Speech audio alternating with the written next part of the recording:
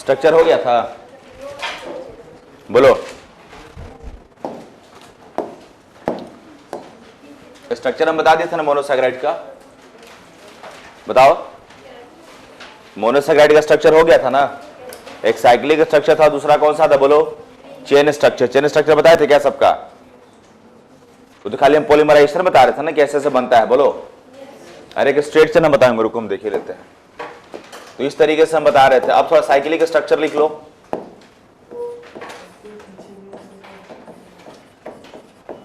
Cyclic structure of किसका?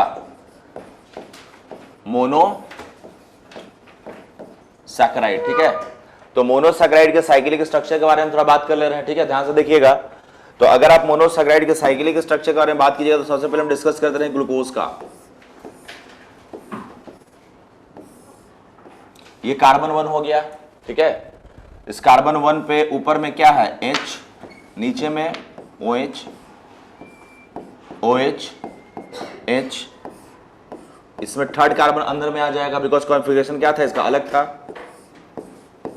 OH, H, H, CH2OH। देखो carbon 1, 2, 3, 4, 5 और 6 हो गया। ये किसका स्ट्रक्चर है बोलो? OH कहां पे है, नीचे में, क्या बोलेंगे, अल्फा ग्लूकोज। समझ में आ रहा है ना। अब हम किसके बारे में बात करेंगे बोलिए, गैलेक्टोज के बारे में। किसका? गैलेक्टोज। तो गैलेक्टोज का स्ट्रक्चर देख लो।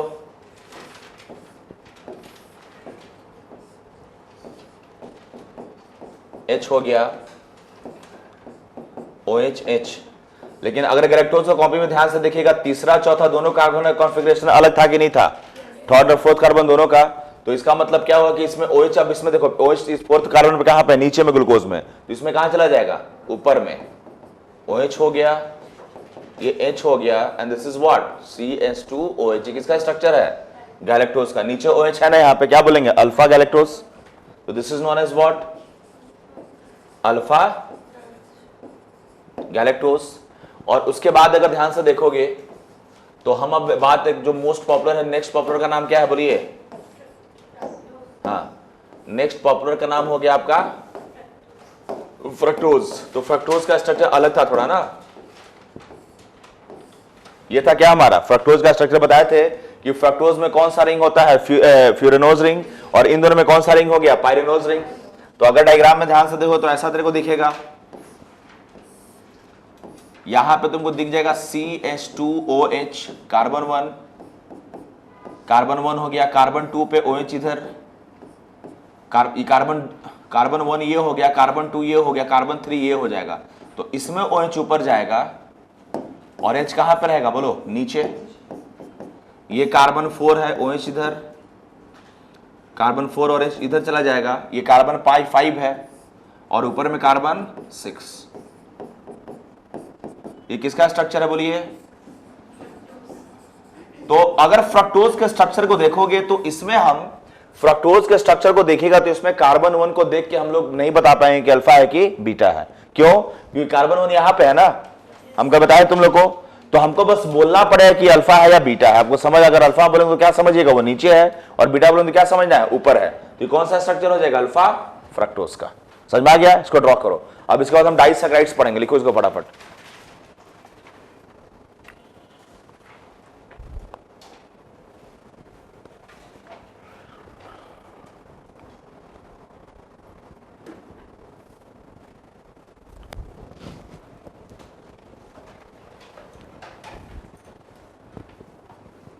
लिख लिए?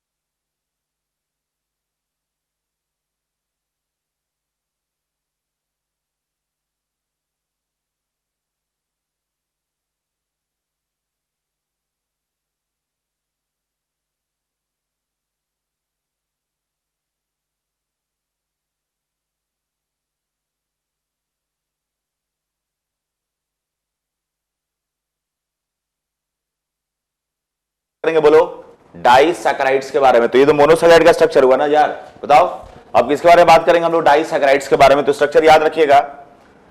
अब देखिए हम लोग बात करते हैं यहाँ पे डाइसैकेराइड्स के बारे में। तो दिस इज योर डाइसैकेराइड, हम लोग को डाइसैकेराइड तक ही मिलनी पढ़ना है, समझ में आ रहा है ना। इसके बाद हम लोग को पढ़ना है पॉलीसैकेराइड्स के बारे में।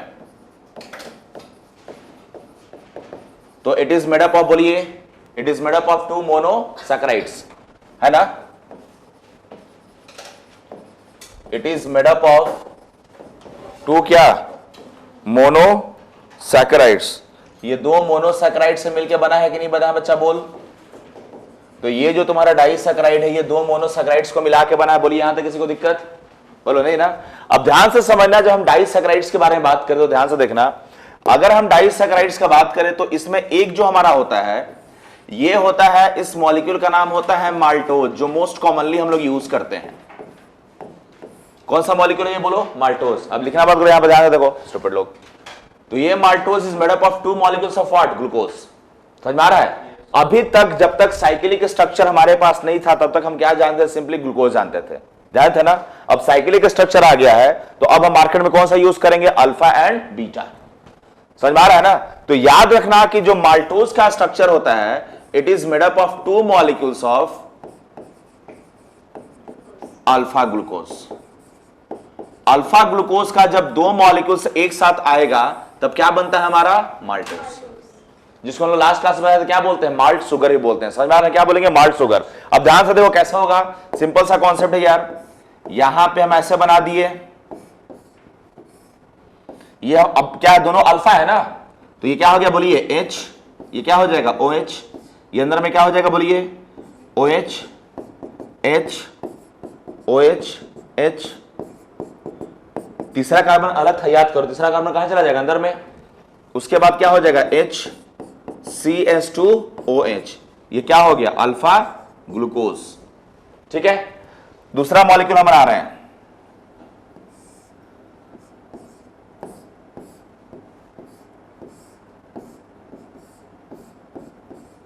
ये OH और ये क्या हो गया, H। क्लियर है ना। तो यहां पे अगर आप देखिएगा तो ये हमारा क्या हो जाएगा, OH है, H है, H है और क्या हो जाएगा, OH, OH, H, H, CS2OH। Clear. इसमें बॉन्डिंग कैसा होगा तुम लोग को ये देखना है, एक को देख लो दूसरा ऑटोमेटिकली समझ में आ जाएगा तुमको। बॉन्डिंग क्या होता है कि अल्फा और जो 2 ग्लूकोज मॉलिक्यूल से मिलकर बना है, इसमें क्या है, इसके कार्बन 1 के बीच में बॉन्ड बनेगा, किसके, कार्बन 1 इसका कार्बन 4। समझ में आया कि नहीं, इसका कार्बन और इसका कार्बन किससे, 4 के बीच में। तो इसका कार्बन 1 पे कौन हो गया, OH। अब याद कीजिए, हम आप लोगों को बताया था शुरुआत में इस चैप्टर का, ग्लाइकोसिडिक बॉन्ड होता है, 2 अल्कोहल के बीच में बनेगा। तो इसका कार्बन 1 के बीच में बनेगा और इसका कार्बन 4 के बीच में बनेगा। तो ये कार्बन 4 है ना इसका, बोलो, ये कार्बन 1 है कि नहीं है, बताइए। तो दोनों के बीच में क्या बन गया, बॉन्ड। यहां पे क्या निकला बाहर, H2O। समझ में आ रहा है। तो ये बॉन्ड कौन सा हो गया, this bond is alpha 1 alpha, ऐसे बोल सकते हैं क्या हम लोग इसको, this bond is alpha 1 4 bond. समझ में आ रहा है, क्या बोलेंगे, अल्फा 1 4 कौन सा बॉन्ड, ग्लाइकोसिडिक बॉन्ड। तो इसको हम लोग बोलेंगे अल्फा 1 4 ग्लाइकोसिडिक बॉन्ड। अब तुम लोग को समझ में आ गया ना कैसे बॉन्डिंग को रिप्रेजेंट करते हैं हम लोग। तो पहला तो क्या हो गया, 2 मॉलिक्यूल अल्फा ग्लूकोज का, ये भी तुम्हारा क्या है, बोलो, अल्फा ग्लूकोज है, ये भी तुम्हारा क्या है, अल्फा ग्लूकोज है। इनके बीच में बॉन्ड बना तो क्या बन जाएगा, बोलिए, इनके बीच में बॉन्ड बना तो बन गया क्या, अल्फा 1 4 ग्लाइकोसिडिक बॉन्ड। याद हो गया कि नहीं हो गया, बताइए। तो अब आराम से सब समझ में आ जाएगा तुम लोगों को ना। तो देखो हम यहां पे बता रहे हैं, याद रखना कि अगर इसको हम डायग्राम पूरा बॉन्डिंग के बाद का डायग्राम बनाए, खाली पहला का डायग्राम, अगर बाकी समय क्या डायरेक्टली बनाएंगे, बॉन्डिंग बनाएंगे हम, ठीक है। तो अगर डायग्राम के बाद हम बॉन्ड बनाए तो कैसा दिखेगा, इसमें इस तरीके से दिखेगा क्या, ये तुम्हारा हो गया OH, H, H, CS2OH, OH, H, ये तुम्हारा क्या हो गया, बोलो, OH, H, ये तुम्हारा हो गया, यहां पे हमारा H मान के चल रहे हैं, अभी हम कुछ नहीं लिखेंगे अभी।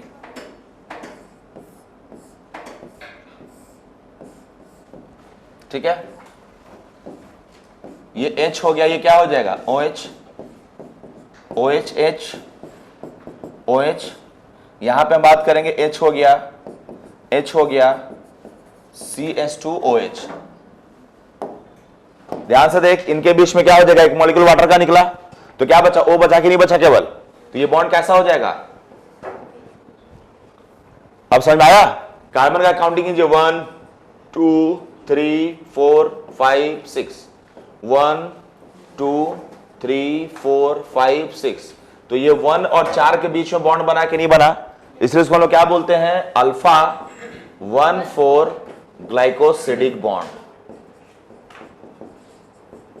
और दोनों क्या है, अल्फा ग्लूकोज और अल्फा ग्लूकोज।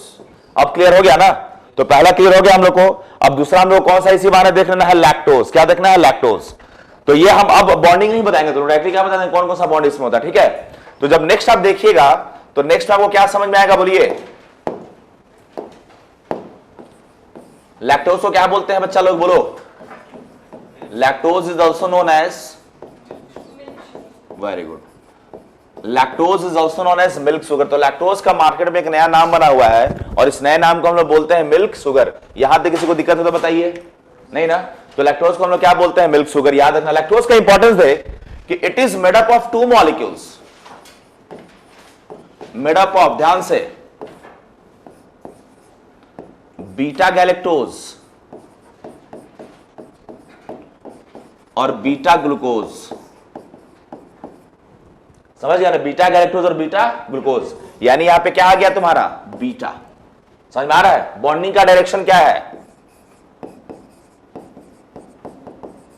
ग्लाइकोसिडिक बॉन्ड जो इन दोनों के बीच में होगा वो क्या हो जाएगा, ग्लाइकोसिडिक बॉन्ड जो इन दोनों के बीच में होगा, ध्यान से देखिएगा, ये हो जाएगा बीटा 1,4 ग्लाइकोसिडिक बॉन्ड। समझ में आ गया। तो यहां पे सबसे पहला कौन सा हो गया, बोलो, गैलेक्टोज हो गया ना। तो पहले गैलेक्टोज को ड्रॉ करेंगे हम लोग। तुम लोग का बॉटनी का क्लास स्टार्ट नहीं हुआ क्या अभी तक, बॉटनी का क्लास, बॉटनी चल रहा है, अच्छा। तो बॉटनी में कौन सा चैप्टर चल रहा है अभी, वही चल रहा है अभी, बहुत दिन से चल रहा है क्या। तो फिजियोलॉजी अभी तुम लोग का स्टार्ट हुआ है, प्लांट फिजियोलॉजी में कितना बचा हुआ है अभी, 5 चैप्टर।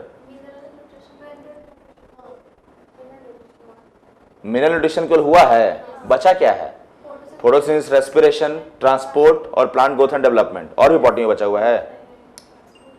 बॉटनी सब कुछ कंप्लीट हो गया, बाकी तो तुम लोग हम ही पढ़ा देते, मॉर्फोलॉजी और सेल वगैरह सब। तो खाली क्या बचा होगा हमको, बायोमॉलिक्यूल्स तो हम ही पढ़ा रहे हैं यहाँ पे, तो बचा क्या है, एनाटॉमी। तो इतना दिन में तुम लोग खाली एनाटॉमी पढ़ा है, तो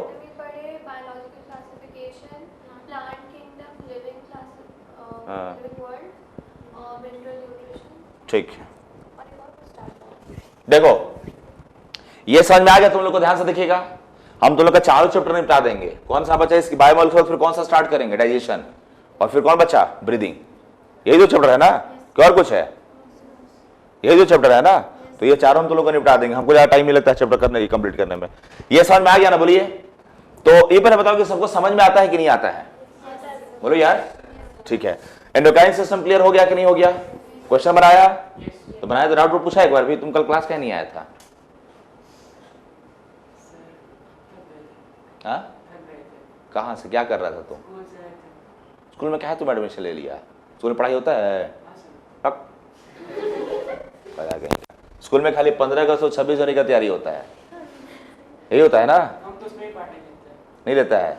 स्कूल इसीलिए खुलता है, 10th तक पढ़ना ठीक है स्कूल में, समझ में आ रहा है ना। हम तुम लोग को बता दें, तुम लोग एडमिशन, हम इसको क्रिटिसाइज नहीं करें, but the fact is that कि देखो कोटा में मैक्सिमम बच्चा 10th के बाद चला जाता है नॉन स्कूलिंग होके, एग्जाम देगा सीबीएसई बोर्ड से आके। स्कूल में टाइम ज्यादा होता है, टाइम तुमको लग जाता है ना, क्योंकि अब देखो 11th-12th का बोर्ड में कितना ही परसेंटेज आ जाए, किसी मेडिकल एग्जाम बोर्ड के परसेंटेज का वैल्यू नहीं होता है, कॉम्पिटिशन क्वालिफाई करोगे उसी का वैल्यू है, तो वो ज्यादा इंपॉर्टेंट होता है हमारे लिए। समझ में आया कि नहीं, हम इसलिए तुम लोग को बोलते हैं कि हमेशा कोशिश करो एग्जाम पे फोकस करने का, ये तुम्हारा करियर है, ठीक है। अब जितना तुम्हारे स्कूल में पढ़ाया जाता है तो यहाँ भी पढ़ाया ही जा रहा है, तो ये एक्चुअली उनका भी गलती नहीं है, बहुत लोगों को समझ में नहीं आ पाता शुरुआत में, समझ में आ रहा है, नहीं कोई ये अदरवाइज मानने का जरूरत नहीं है, लेकिन हम एक बात बता रहे हैं, ठीक है। तो ये तुम्हारा कौन सा है, बीटा गैलेक्टोज है कि नहीं है, तो बीटा मींस OH कहां चला जाएगा बच्चा, ऊपर में, वेरी गुड। उसके बाद बताइए बाकी सब जगह तो कैसा रहेगा, सेम। तीसरा पोजीशन कहां रहेगा, OH अंदर, और इसमें चौथा पोजीशन भी रहेगा ना ऊपर में, बोलो, क्योंकि हम तुमको बताए थे ना कि जो तुम्हारा गैलेक्टोज में चौथा पोजीशन क्या होता है, अलग होता है, इसको क्या बोलते हैं, एपीमर। तो ये तुम्हारा क्या हो गया बोलिए, बीटा गैलेक्टोज नहीं हो गया। इसके बाद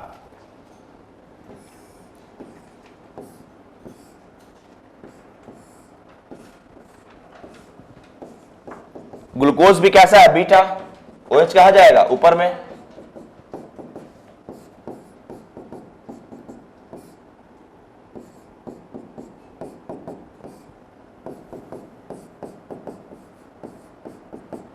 क्लियर हो गया, बोलिए। अब यहां पर क्या बनेगा, हम क्या बोले, बीटा 1 फॉर ग्लाइकोसिडिक बॉन्ड है ना, इसका 1 2 3 4 5 6, 1 2 3 4 5 6, क्लियर। अब ध्यान से देख बच्चा कि इन दोनों के बीच में अब 1 इसका यहां पे, 4 इसका कहां पे, यहां पे है ना। बॉन्ड तो हमेशा OH के बीच में बनता है, हम तो लोगों को शुरुआत में बताए थे। तो ये डायरेक्शन कैसे हो जाएगा, ऐसा नहीं हो जाएगा, बताइए। तो ये डायरेक्शन कैसा हो गया, ऐसे हो गया। तो जब ये ऐसे निकलेगा, जब मान लो कि इसको यहां से हम निकाल दिए, तो इसमें से क्या निकलेगा बोलिए, माइनस H2O निकला। तो H2O को निकलने के बाद जो बॉन्ड यहां पे बनेगा वो ऐसा कुछ बनेगा।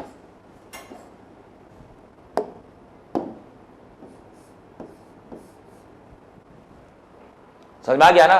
H2O को निकलने के बाद जो बॉन्ड बनेगा, ये बॉन्ड कुछ ऐसा बनेगा, हो गया ना, बोलो क्या बन गया, ग्लाइकोसिडिक बॉन्ड। क्या इसका इसका पूरा नाम क्या हो जाएगा बोलिए, बीटा 1,4 ग्लाइकोसिडिक बॉन्ड। क्लियर, कोई दिक्कत है यहां तक, अब समझ में आ गया ना। तीसरा कौन सा है हमारे पास बोलिए, तीसरा इंपॉर्टेंट सुक्रोज है ना। सुक्रोज को क्या बोलते हैं हम लोग, केन शुगर। तो third one is what, sucrose. Sucrose is also known as, और क्या नाम है, और क्या नाम है,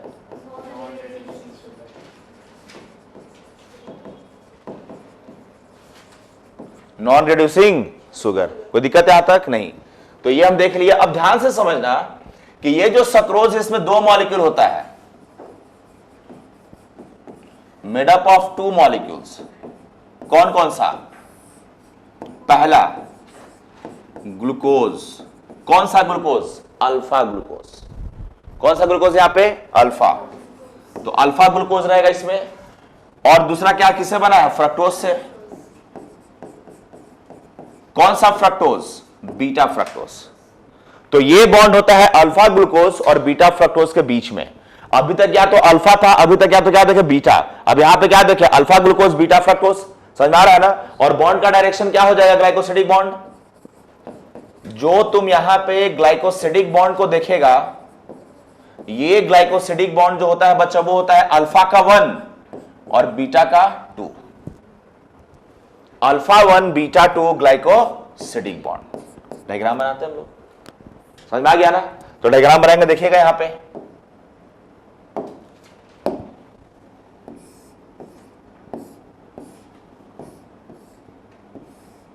ठीक है, क्या है ग्लूकोज का, अल्फा। तो अल्फा में क्या हो जाएगा बोलिए, OH H, OH H, OH H हो गया यहां पे। ये तुम्हारा OH H H CS2OH। Clear यहां तक, कोई दिक्कत नहीं। उसके बाद बोलो क्या हो जाएगा यहां पे, बोल,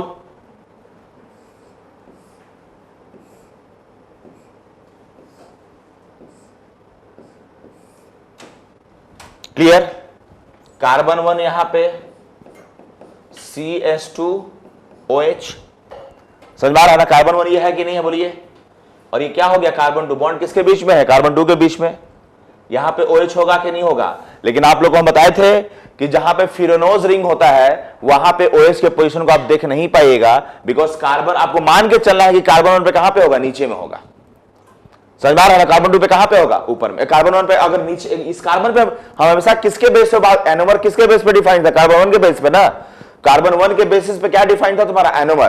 तो अगर यहां पे आप कार्बन 1 देखेंगे तो कार्बन 1 तो ऊपर में है, तो यहां पे हम अगर हम बोल रहे हैं कि बीटा फ्रक्टोज है तो इसका मतलब इसका OH कहां पे होगा, ऊपर में। अगर हम बोलेंगे अल्फा तो कहां पे रहेगा, नीचे में। मान के चलना दिमाग में कैसा होगा वहां पे, ठीक है ना। लेकिन हम लोग को वैसे भी कार्बन 1 से मतलब है नहीं, क्यों नहीं मतलब है, क्योंकि बॉन्डिंग किससे हो रहा है, कार्बन 2 से हो रहा है, इसलिए यहां पर नाम है। लेकिन पूरा मॉलिक्यूल क्या होगा, बीटा फ्रक्टोज। समझ में आया कि नहीं आया। तो ये मॉलिक्यूल क्या हो गया, बोलो, बीटा फ्रक्टोज। ये मॉलिक्यूल क्या हो गया, अल्फा ग्लूकोज। क्लियर। इनके बीच में बॉन्ड बनेगा कि नहीं बनेगा, बोलो। क्या निकलेगा यहां पे, -H2O। तो अब इसको अगर मिटाइएगा तो क्या बच जाएगा, बोलिए। इसको मिटाइए तो यहां पर जो बॉन्ड बनेगा ऐसे नहीं हो जाएगा, बोलो। इसका carbon 1, carbon 2, carbon 3, carbon 4, carbon 5, carbon 6, इसका कौन सा 1 2 3 4 5 और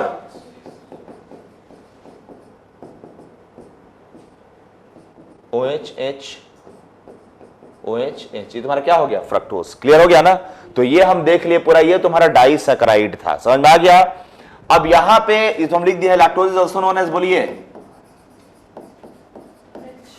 मिल्क शुगर। हम बताए थे 70% ऑफ मिल्क शुगर कौन होता है, यही होता है। और आपको याद होगा अगर, तो हम आपको बताए थे कहां पे ये माल्टोज को क्या बोलते हैं।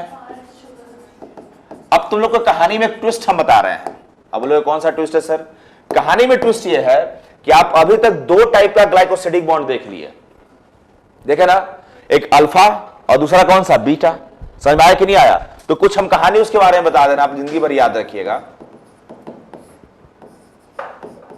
बिकॉज डाइजेस्टिव सिस्टम हम पढ़ाएंगे इसलिए हम बता दे रहे हैं। ग्लाइकोसिडिक बॉन्ड के बारे में आपको डिस्कस करते हैं, ध्यान से देखिएगा। Glycosidic bond is present in कहां पे, बोलिए।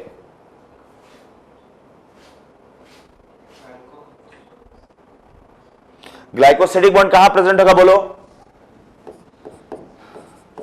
सीन इन कार्बोहाइड्रेट्स होगा ना, समझ में आ रहा है। ग्लाइकोसिडिक बॉन्ड को तोड़ने के लिए जो एंजाइम होता है, उस एंजाइम को हम लोग बोलते हैं एमाइलेज एंजाइम। क्या बोलते हैं, एमाइलेज। क्योंकि आप लोगों को जब हम डाइजेस्टिव सिस्टम पढ़ाएंगे तो हम अपने डाइट में क्या खाना खाते हैं, कार्बोहाइड्रेट। तो कार्बोहाइड्रेट को जो तोड़ने के लिए हमारे पास एंजाइम होता है उसका नाम क्या है, एमाइलेज एंजाइम। समझ में आ रहा है ना। तो इसको याद रखोगे, हम जो बताने जा रहे हैं, glycosidic bond is seen in where, carbohydrates, and this glycosidic bond is broken by, glycosidic bond in body is broken by amylase। कौन तोड़ता है बच्चा इसको, बोल, एमाइलेज। तो हमारे बॉडी में जो ग्लाइकोसिडिक बॉन्ड उसको कौन तोड़ता है, एमाइलेज एंजाइम। समझ में आ रहा है ना।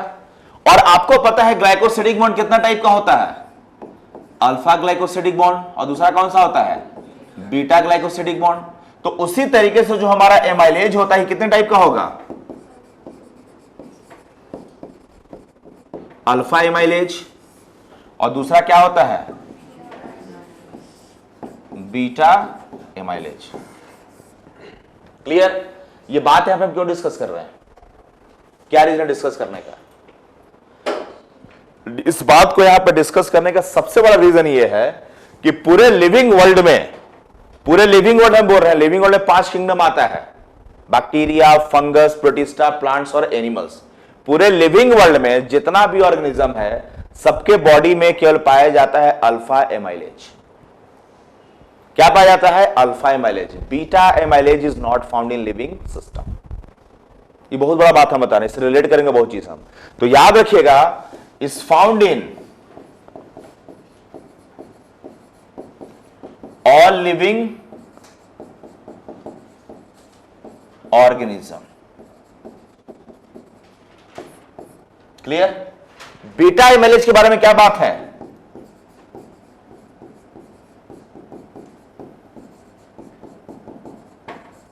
ऑल नहीं लिख सकते हम लोग, सिंपली क्या बोल देंगे, लिविंग ऑर्गेनिज्म। समझ में आ रहा है, क्योंकि प्लांट में तो नहीं पाया जाएगा, प्लांट तो डाइजेस्ट नहीं करता है ना।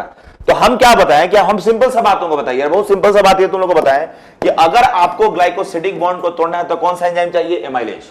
समझ में आ रहा है। तो ये किसके लिए एप्लीकेबल है, जो तोड़ता होगा। अब जो ऑर्गेनिज्म तोड़ता है उसमें कौन सा एमाइलेज पाया जाता है, alpha. Beta amylase living world में पाया नहीं जाता है।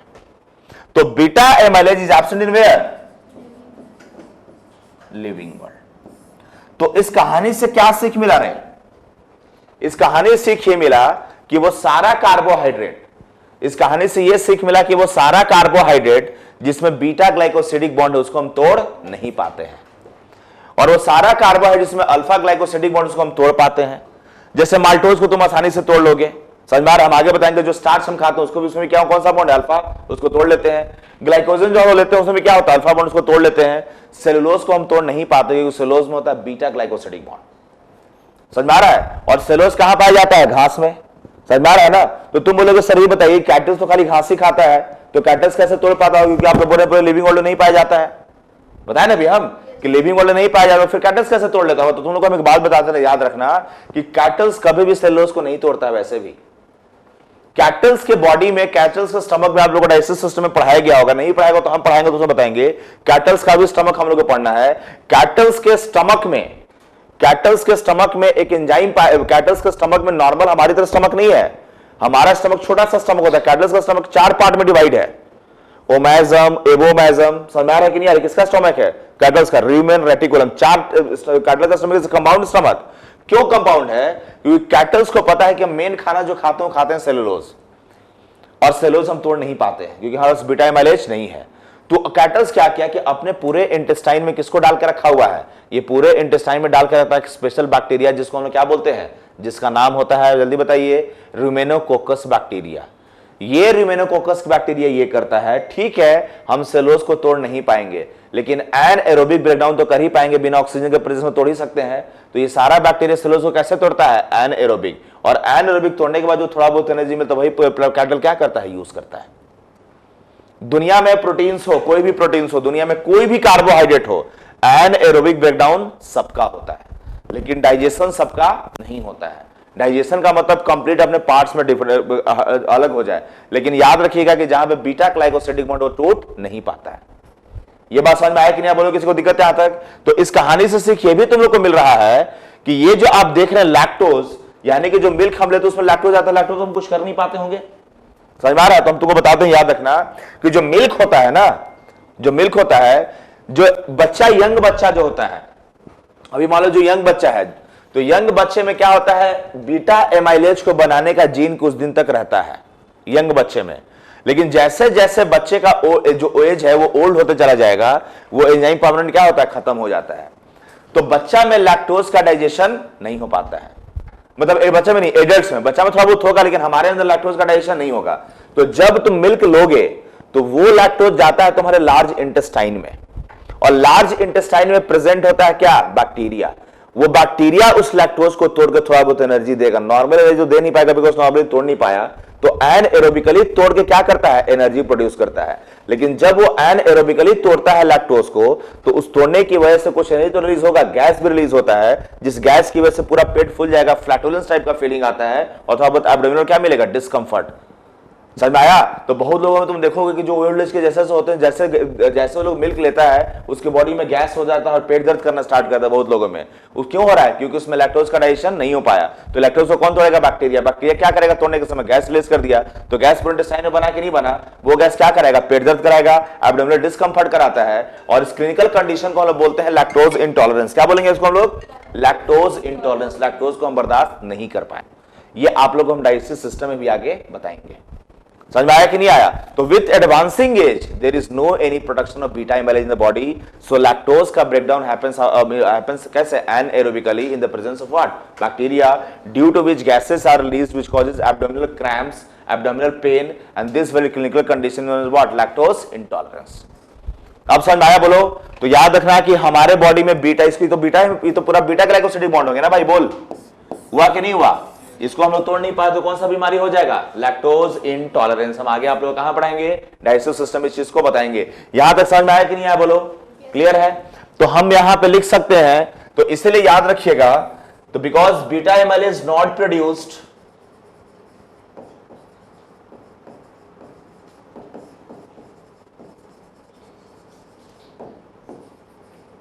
so lactose in milk, so lactose in milk is digested कैसे, बोलो, anaerobically releasing gas causing what, flatulence, मतलब लूज मोशन टाइप से होगा, ठीक है।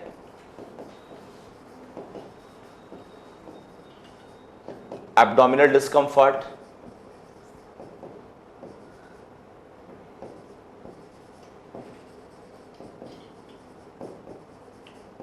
and pain. This clinical condition is known as lactose intolerance. इस क्लिनिकल कंडीशन को हम लोग क्या बोलेंगे, बोलो, लैक्टोज इंटॉलरेंस। समझ में आया कि नहीं आया? तो इस कहानी को क्या बोलेंगे हम लोग, लैक्टोज इंटॉलरेंस। समझ में आ गया? तो कोई दिक्कत नहीं। तो ये तुम्हारा डाइसैकाराइड का पूरा स्ट्रक्चर हो गया। कुछ हम प्रॉपर्टीज के बारे में बात कर लेते हैं, केमिकल प्रॉपर्टीज।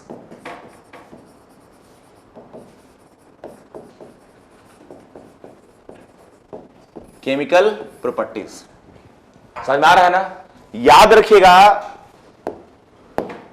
एक रिएजेंट होता है, उसको बोलते हैं फेलिंग रिएजेंट।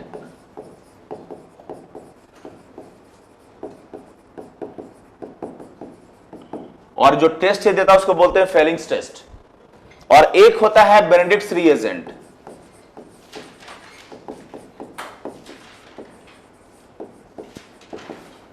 And test.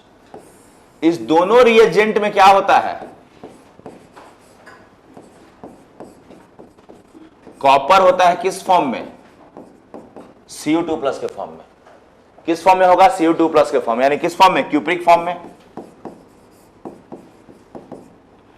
और इसका कलर कैसा होता है, बोलो, ब्लू कलर, दोनों रिएजेंट में। समझ में आ रहा है ना? अब क्या होता है कि जब इस Cu2+ को, या सिंपली ये बोल सकते हो, जब हम लोग शुगर को इस फेलिंग रिएजेंट कह लो या बेनेडिक्ट्स रिएजेंट कह लो, इससे रिएक्ट कराते हैं। समझ में आ रहा है ना? जब इससे हम लोग रिएक्ट कराएंगे, ध्यान से समझिएगा, या ऐसे सिंपली समझ लीजिए,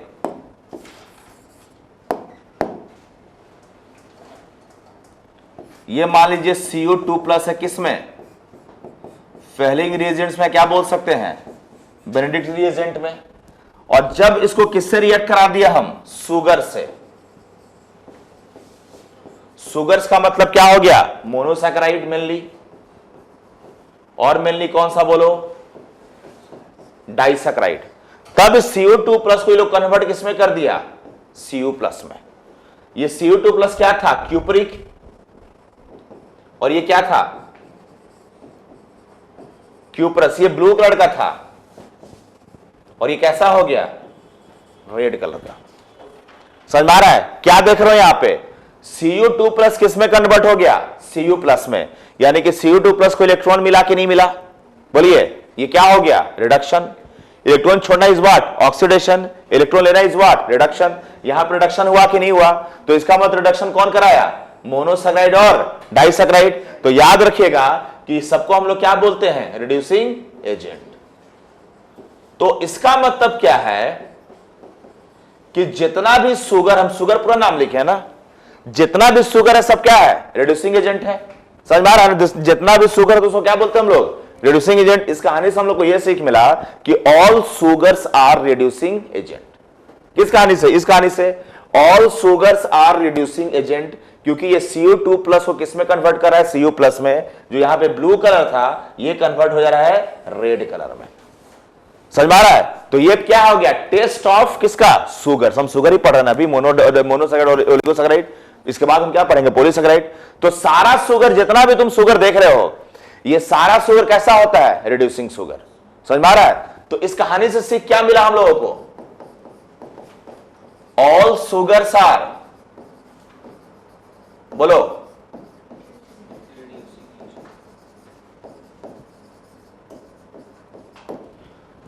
all sugars are reducing sugar. सारे शुगर्स कैसे होते हैं, बोलिए, रिड्यूसिंग शुगर होता है। समझ में आया कि नहीं आया? क्यों रिड्यूसिंग शुगर्स होता है, because they reduce CO2 plus of किसका, फेलिंग रिएजेंट है, क्या बोल सकते हो, Benedict reagent into CO plus, किसमें कन्वर्ट कर दिया, Cu प्लस। लेकिन यहां पर एक एक्सेप्शन आप लोगों को देखने को मिलेगा, there is one exception, is that is what, sucrose.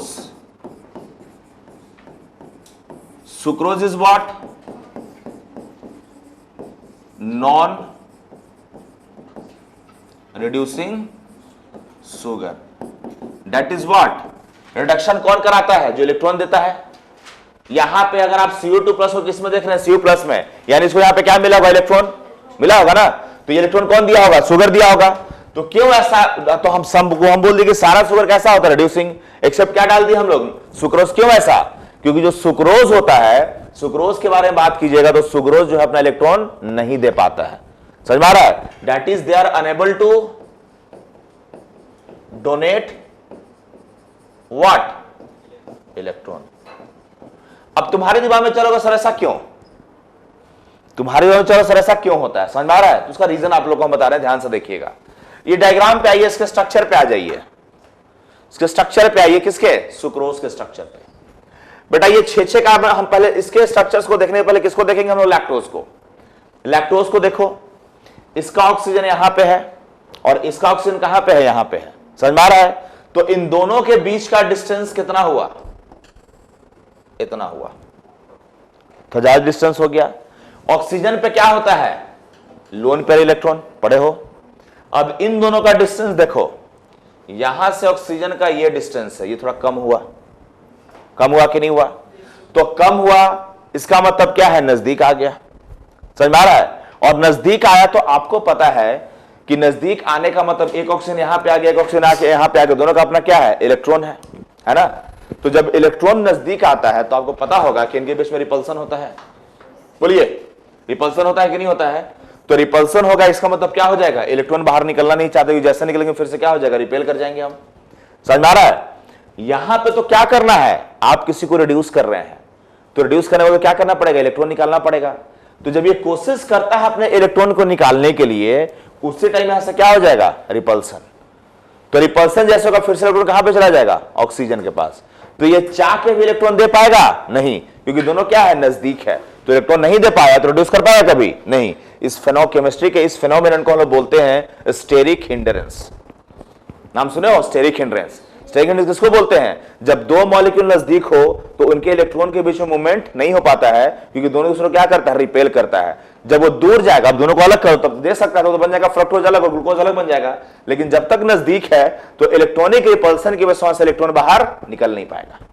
अब समझ आया, तो that is why they are known as what, बोलिए, रिड्यूसिंग सुगर। क्यों, ड्यू टू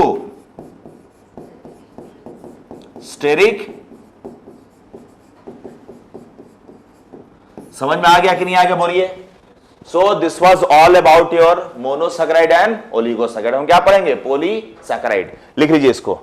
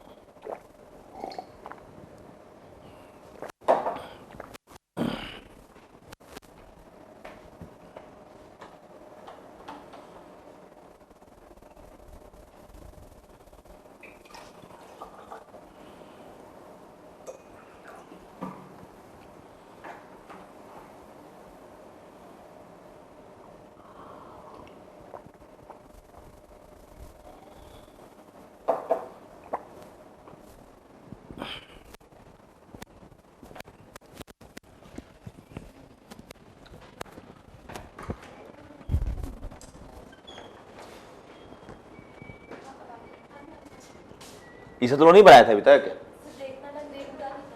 अच्छा देख लिया, अब लिखो।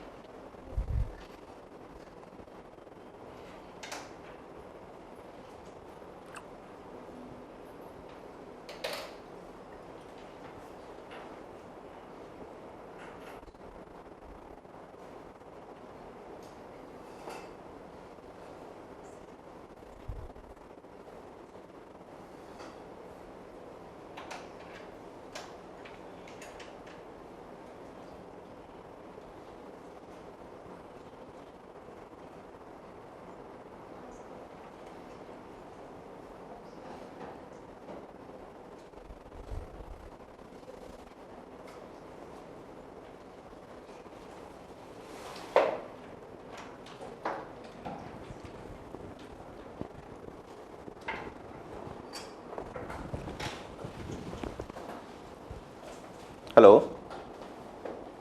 नहीं रहता, गलती से चला गया होगा। ठीक।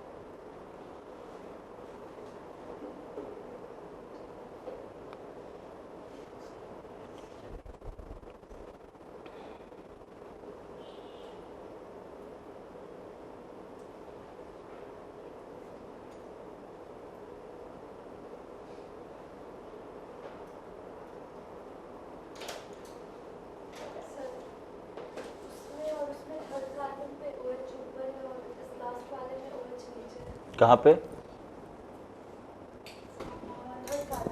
यहाँ पे, इसमें, ठीक है। नहीं, OH अंदर में ही होगा, मिस्टेक हो गया होगा, OH अंदर में ही होगा वो। कार्बन थर्ड पे तो कॉन्फ़िगरेशन चेंज रहता है ना, याद करो, कार्बन थर्ड पे OH का पोजीशन अलग रहता है कि नहीं रहता है? तो रिंग फॉर्म में वो OH कहाँ आ जाता है? अंदर में आ जाएगा, ठीक है, ये याद रखिएगा।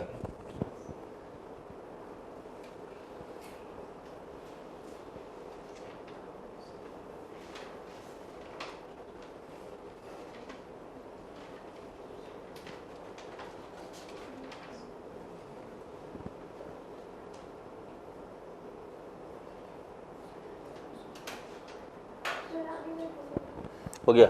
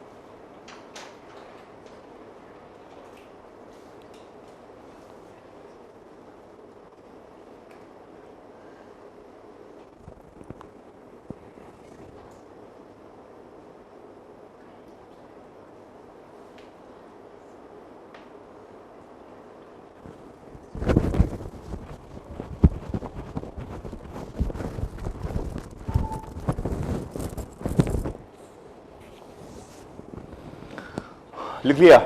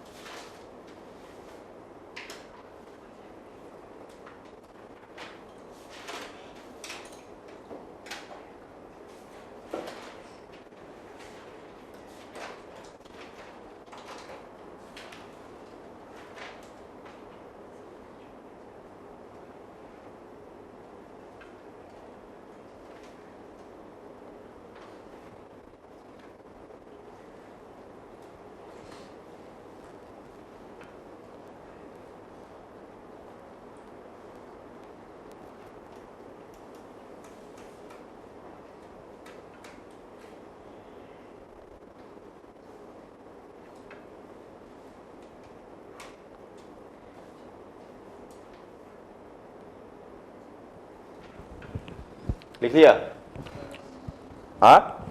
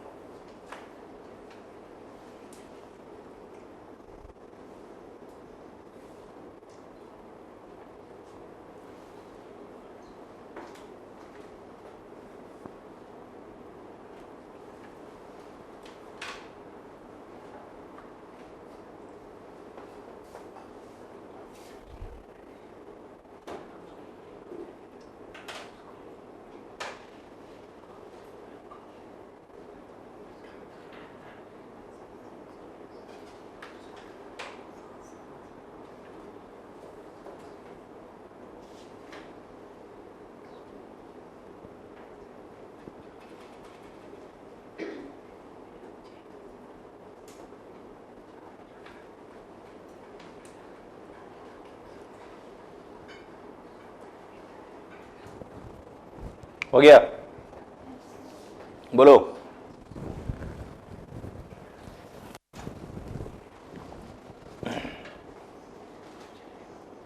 तो स्पीड बढ़ाओ तुम लोग।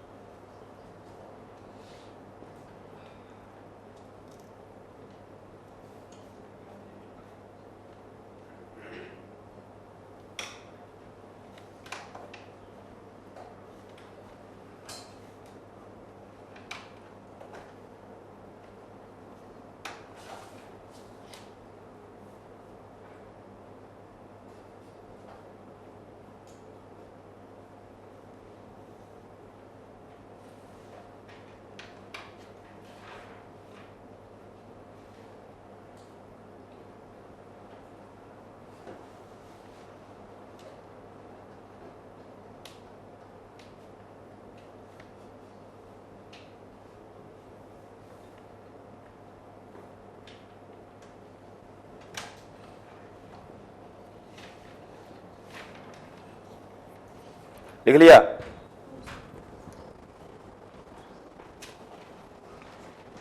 हो गया ना, बोलो।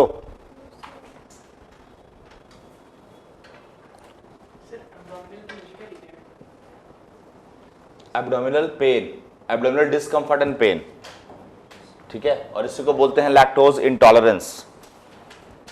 ठीक है, बोलिए।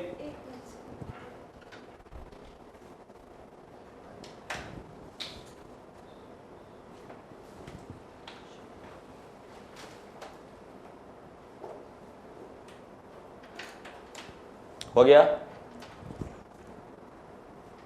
लिखो इसको। फिर स्टार्ट करेंगे हम लोग पॉलीसैकेराइड। ठीक है, क्या स्टार्ट करेंगे अब? पॉलीसैकेराइड। कार्बोहाइड्रेट फिर कंप्लीट हो जाएगा हम लोग का। पॉलीसैकेराइड इंपॉर्टेंट, बहुत कुछ पढ़ना है उसमें हम लोग को।